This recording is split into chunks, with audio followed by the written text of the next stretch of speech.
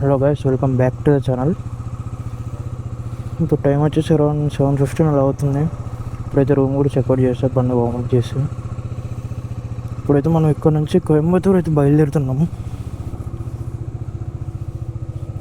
Nandi hills వెళ్దాం అనుకున్నా కానీ నేను ఎక్స్పెక్టేషన్ అయితే ఏం లేదు అక్కడ. మొత్తం మరి అంత అయితే ఏం లేదు అక్కడ చూద్దామన్నా కూడా. దానివల్ల మనం అట్లా కొడుకుమడి పీకి వెళ్తున్నాం కాబట్టి అక్కడ కవర్ చేస్తేనే వెళ్తున్నాం. చలి అయితే మాత్రం చాలా ఘోరంగా ఉంది ఇక్కడ. నిన్న రూమ్ వచ్చేసి ఇక్కడ రాయల్ ఇన్ చిక్బల్పూర్, చాలా బాగుంది హోటల్ అయితే.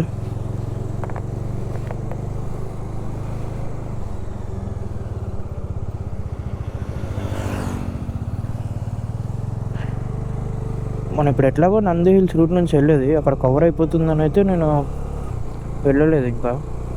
ఇప్పుడైతే 2 రూట్లు ఉన్నాయి. మనం బెంగళూరు నుంచి వెళ్ళొచ్చు, ఇంకోటేమో నంది హిల్స్ రూట్ ఉంది.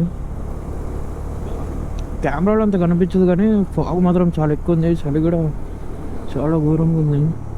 అసలు ఈ స్వాములు ఎట్లా వెళ్తున్నారో మరి చలిలో, ఘోరంగా ఉంది చలి అయితే. వేసుకుంటే గ్లోవ్స్ వేసుకోవాలి. అసలు అయితే చేతులు మాత్రం గట్టపోతున్నాయి. ఇంత పొద్దున్న వెళ్తే మాత్రం చాలా కొత్తగా ఉంది, చాలా బాగుంది. ఇంత పొద్దున వెళ్తుంటే మాత్రం ఈ ఫాగ్ మొత్తం లొకేషన్స్, కొబ్బరి చెట్లు వస్తుంది లొకేషన్ అయితే.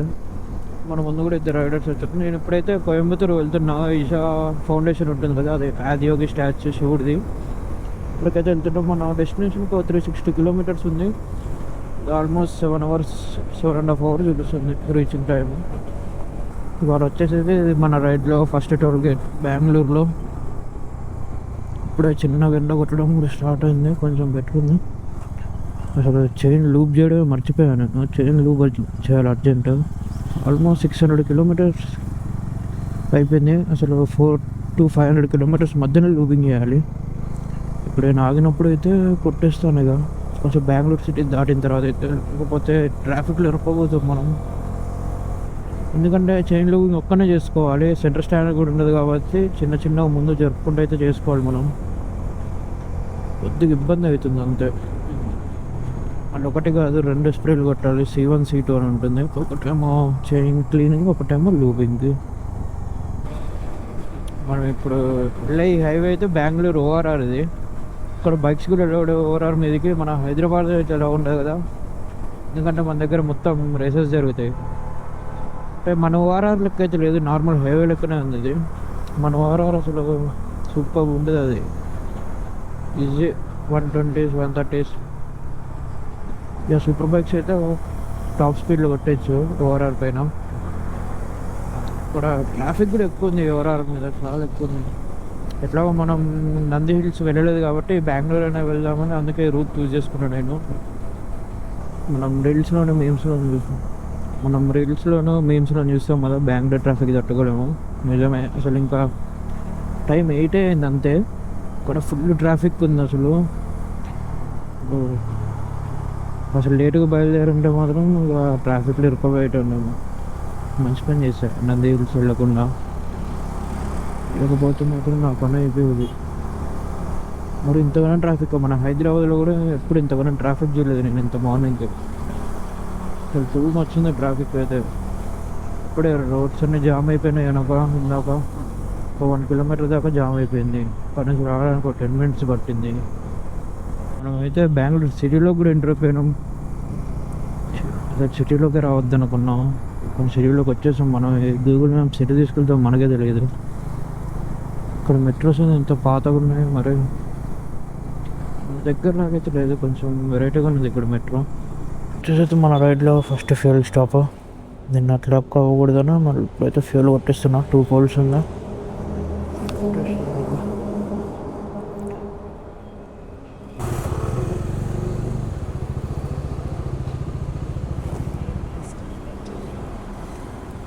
Full tank.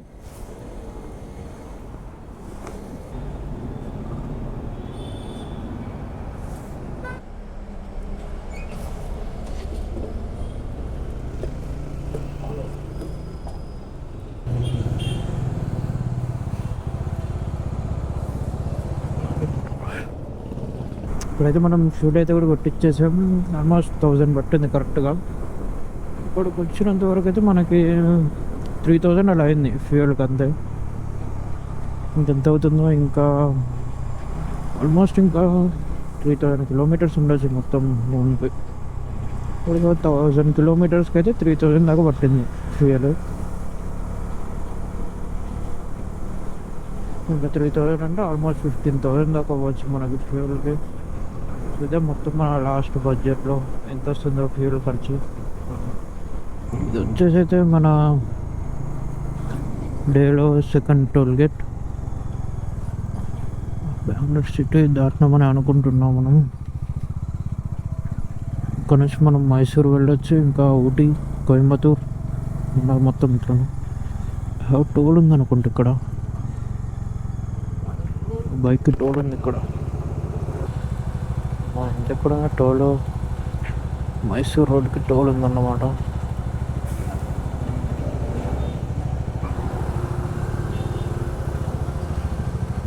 Mysore road, Mysore 30 rupees.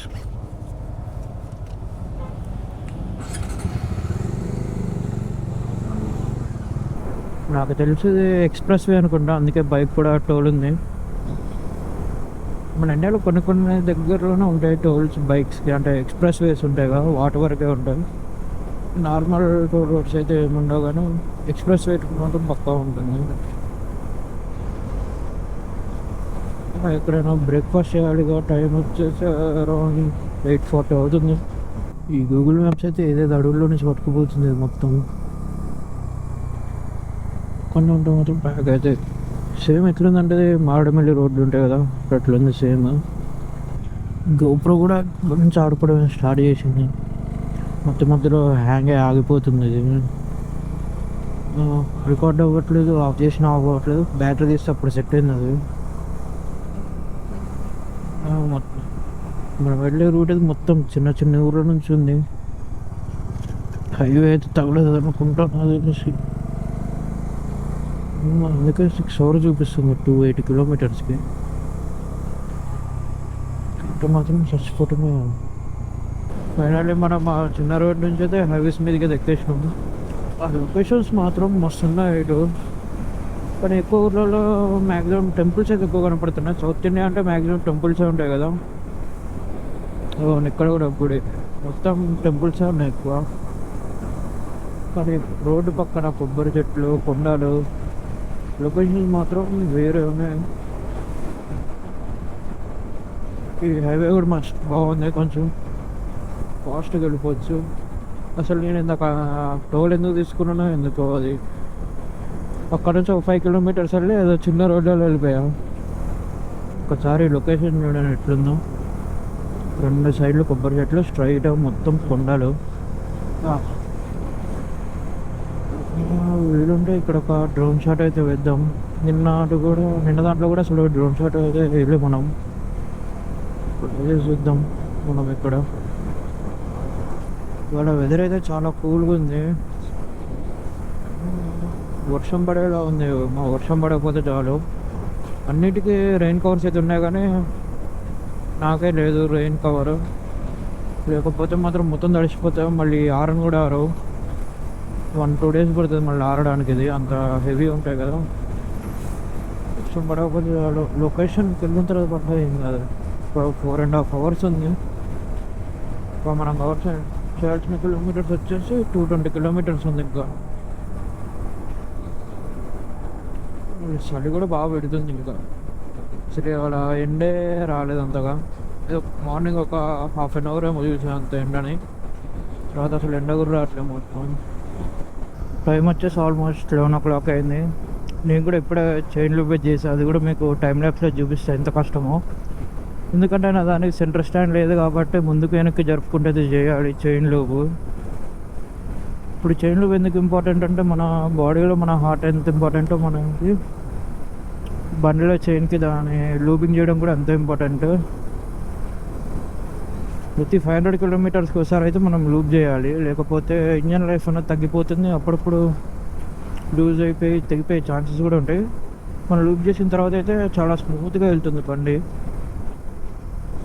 నేను ఆల్మోస్ట్ ఒక 600 కిలోమీటర్స్ తర్వాత ఏమో చేశా. పొద్దున్న చేద్దాం అనుకున్నా కానీ మర్చిపోయాను.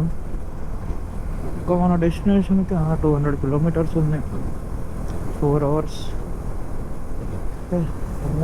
ఉన్నదే కొట్టేద్దాం. వెళ్ళిన తర్వాత అయితే ఈషా ఆదియోగికి వెళ్ళాలి. కోయంబత్తూరు నుంచి ఆల్మోస్ట్ 30 కిలోమీటర్స్ ఏమి ఉంటుంది. నేను కోయంబత్తూరులో రూమ్ తీసుకొని అక్కడి నుంచి అయితే ఈషా ఆదియోగికి వెళ్ళి అక్కడ చూసేసి వస్తాను. అసలు నేను లాస్ట్ ఇయరే వెళ్ళాలి కోయంబత్తూరు ఆదియోగికి, అంటే లాస్ట్ టైం శివరాత్రికి, కానీ అప్పుడు కుదరలేదు. అప్పుడు సోలో రైడ్ అప్పుడు కూడా, కానీ ఎవరిని అడిగాను వస్తా అంటే ఎవరు రాననే అప్పుడు నాకు కూడా ఇంట్రెస్ట్ పోయింది. ఎప్పటి నుంచో వెళ్దాం అనుకుంటున్నా, కానీ అదైతే ఇప్పుడు పాసిబుల్ అయింది. ఇప్పుడైతే మనం ఒక చిన్న వాటర్ బ్రేక్ కోసం అయితే ఆగాము. ఇప్పుడు కూడా టైం ఆల్మోస్ట్ ఒక 10:50 అవుతుంది. మార్నింగ్ 7కి బయలుదేరాను. ఇట్లా చైన్ లూప్ చేయలేదని చైన్ లూప్ అయితే చేశాను. మీకు అదైతే టైం ల్యాప్స్లో చూపిస్తా మీకు.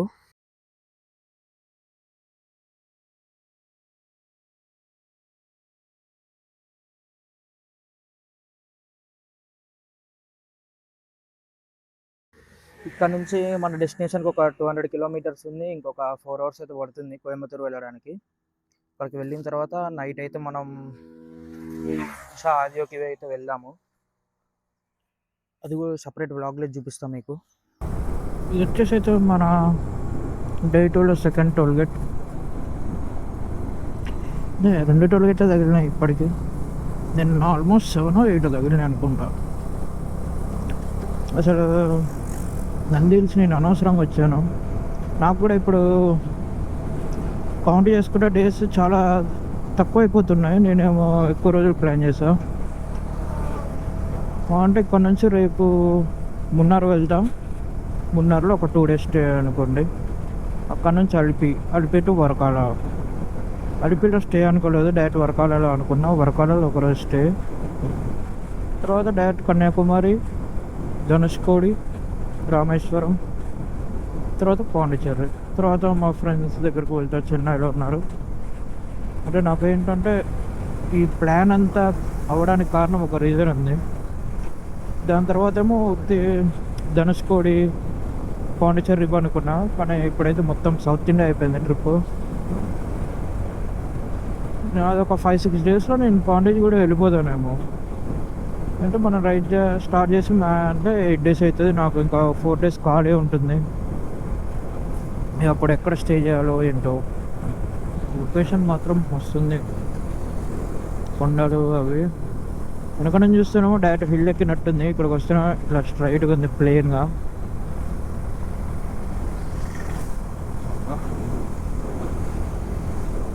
మనకు అసలు ఘాట్ రోడ్స్ తగులుతాయో లేదో ఈరోజు. మ్యాక్సిమం రేపు తగలచ్చు ఘాట్ రోడ్స్. ఒకవేళ నాకు అక్కడ మనీ ఏమైనా ఉంటే లాస్ట్ రోజు నేను అయితే వైజాగ్ వెళ్తాను. వైజాగ్ వెళ్ళి అటు నుంచి మారేడుమిల్లి అన్నీ కవర్ చేసుకొని రావచ్చు కదా. నాకు నిన్నైతే అసలు ఏ బైకర్ కనపడలే. ఇవాళ ఆల్మోస్ట్ ఒక కర్ణాటక ఎంటర్ అయిన తర్వాత ఆల్మోస్ట్ ఒక 20+ బైకర్స్ అయితే కనపడ్డారు. కానీ కనిపించిన ప్రతి ఒక్కరు హాయ్ చెప్తారు.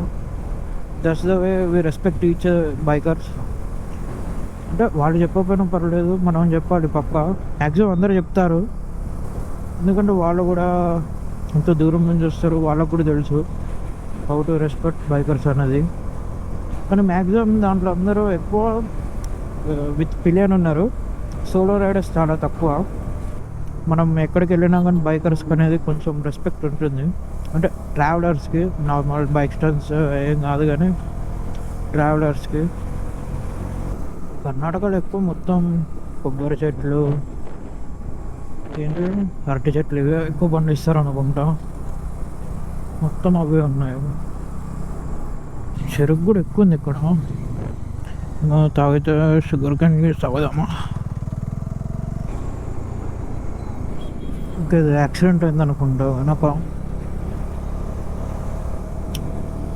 అసలు ఈసారి కర్ణాటకని అయితే అంతేం ఎక్స్ప్లోర్ చేయట్లేదు నేను.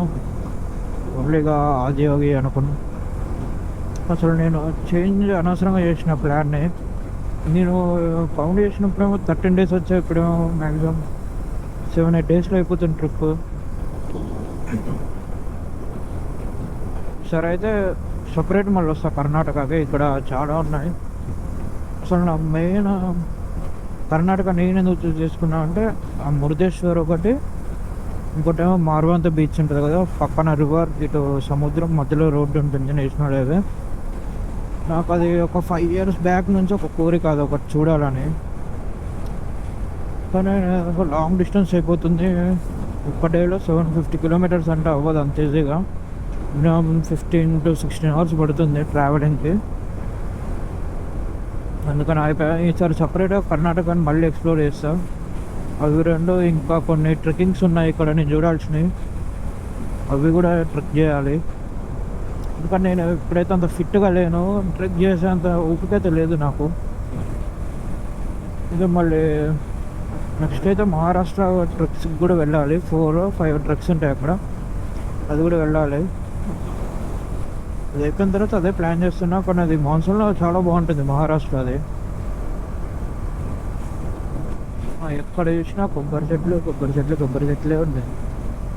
మహా అంటే అరటి చెట్లు అంతే. ఇక్కడ నుంచి అనుకుంటా మనకి ఎక్స్పోర్ట్ అయిపోతుంది. ఇక్కడ మళ్ళీ కేరళలో చాలా ఎక్కువ ఉంటాయి. ఇక్కడ మన కేరళ బార్డర్ దగ్గరకు కూడా వెళ్తున్నాం కాబట్టి ఉండొచ్చు.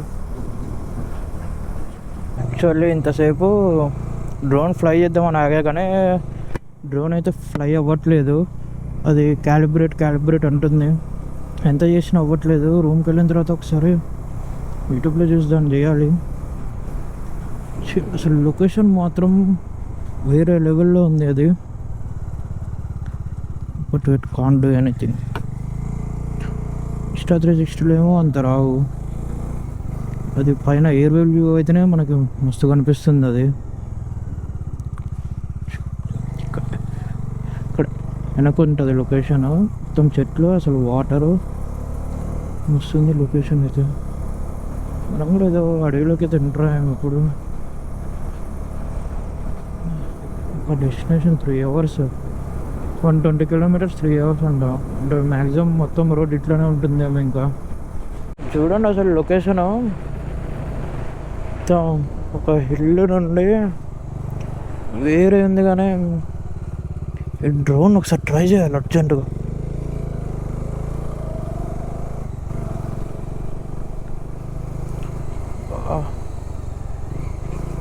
లొకేషన్స్ మాత్రం చాలా అంటే చాలా క్రేజీ ఉంది.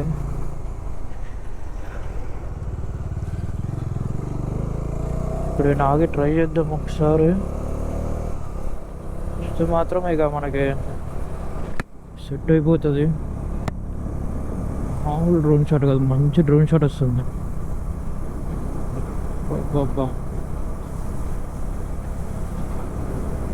మొత్తం కొండలే ఉన్నాగా.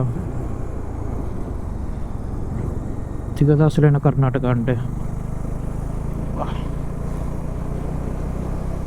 మ్యాక్సిమం దీంట్లో అంతా కనపడపోవచ్చులే, కానీ మనం కళ్ళతో చూస్తున్నాం కదా జాలే. ఒకవేళ ఇప్పుడు డ్రోన్ ఎట్లయినా ఒకసారి టెస్ట్ చేసి చూస్తాం. సో మాత్రం మంచి ఫోటో వస్తుంది. ఇది మొత్తం ఎట్లుందంటే ఇది కొంచెం మారేడుమల్లి టైప్లో ఉంది.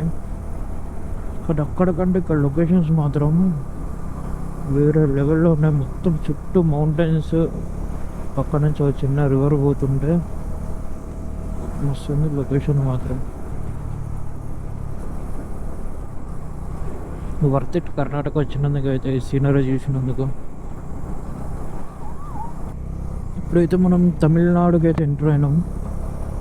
బోర్డర్ ఇప్పుడు తమిళనాడు ఎందుకు వచ్చినాం? వెనక బార్డర్ చెక్ పోస్ట్ ఉంది. ఇక్కడ నుంచి మనం వెళ్ళాల్సిన డిస్టెన్స్ 100 kilometers. 100 kilometers 2.5 hours. నాకు తెలిసి మొత్తం ఇంతే ఉంటుంది అనుకుంటా రూట్. మొత్తం ఫారెస్టే. అబ్బా, మనకి ఘాట్ సెక్షన్ అయితే కూడా స్టార్ట్ అయిపోయింది. ఒక్క లొకేషన్ మాత్రం మొత్తం ఫాగ్, ఏం కనిపించట్లేదు అసలు.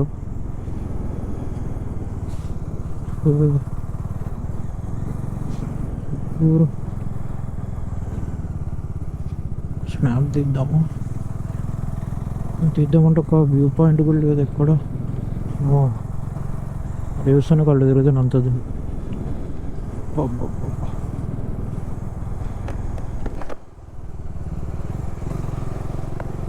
బా దేవస్థానం మాత్రం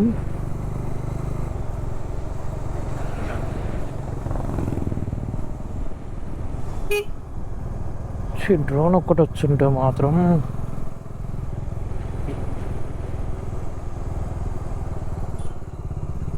ఇప్పుడు అంతా తిరుక్కుంటే వెళ్ళాలా.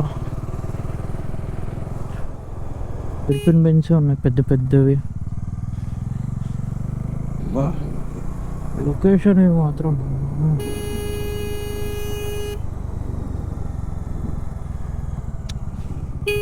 నా డ్రోన్ నాకు అడ్జస్ట్ చేయట్లేదు అలా ఉంటే మాత్రం అసలు క్రేజీ వచ్చాయి డ్రోన్ షాట్స్. ఇంత మంచి లొకేషన్ని అసలు ఏ రోజు దిగిపోతే అది వేస్ట్. ఎట్లయినా దాన్ని అయితే సెట్ చేయాలి. పోయిన తర్వాత అసలు మంచి మంచి ప్లేసెస్ ఉన్నాయి ఇంకా మనకి. మున్నార్, కొలుకుమలై,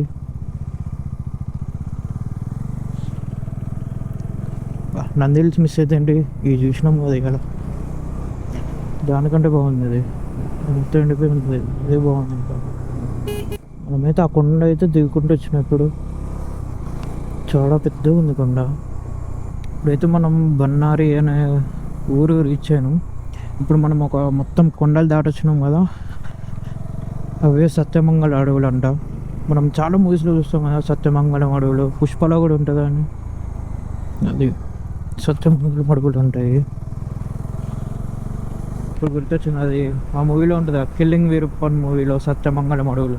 కర్ణాటక, తమిళనాడు, ఆంధ్రాలో కలిసి ఉంటుంది. 3 స్టేట్స్లో కలిసి ఉంటుంది అడవి మొత్తం. చాలా పెద్ద అడవి ఉంటుంది.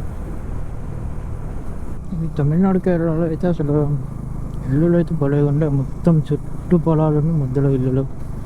ఎంత ప్రశాంతంగా ఉంటుందో వాళ్ళకి. ఏం చెట్లు, కొబ్బరి చెట్లు కాదు ఇవి. వీటికి కాయలు ఉన్నాయి వెనక, పెద్ద పెద్ద చెట్లు ఉన్నాయి. ఏమిటి ఇవేమో మల్లెపూలు. వాసన అంటే పడదు నాన్నకి. ఎంత ప్రశాంతంగా ఉంటుందో వీళ్ళకి. చుట్టూ పొలాలు, హెల్దీగా ఉంటారు, పొల్యూషన్ ఉండదు. మా హైదరాబాద్ అయితే బయట రూమ్లో ఉన్న మొత్తం దుమ్ము. ఫైనల్లీ మనమైతే కోయంబత్తూరు అయితే రీచ్ అయినాం. ఇక్కడ నుంచి ఆదియోగికి 31 కిలోమీటర్స్. చూడాలి ఒకసారి రూమ్స్ దిశా దగ్గర ఉండేవో లేవో. లేకపోతే మాత్రం ఇక్కడ స్టే చేసి ఇక్కడ నుంచి అయితే వెళ్ళాలి. ఇక అంటే లగేజ్ అంతా పెట్టేసి వెళ్ళేసి వస్తా. అదే బెటర్ ఆప్షన్. మళ్ళీ కేరళ కూడా మనం ఇట్లనే వెళ్ళాలి. నేను రూమ్కి అయితే రీచ్ అయిపోయా. వచ్చేసరికి ఆల్మోస్ట్ 4 o'clock అయింది. ఈ రూమ్ వచ్చేసి నాకు ఆల్మోస్ట్ 1200 పడింది ఈశా యోగి ఫౌండేషన్ దగ్గర. డే 2 బ్లాగ్ వచ్చేసరికి ఇంతే ఇంకా. So that's it for today guys. Thanks for watching. See in the next blog.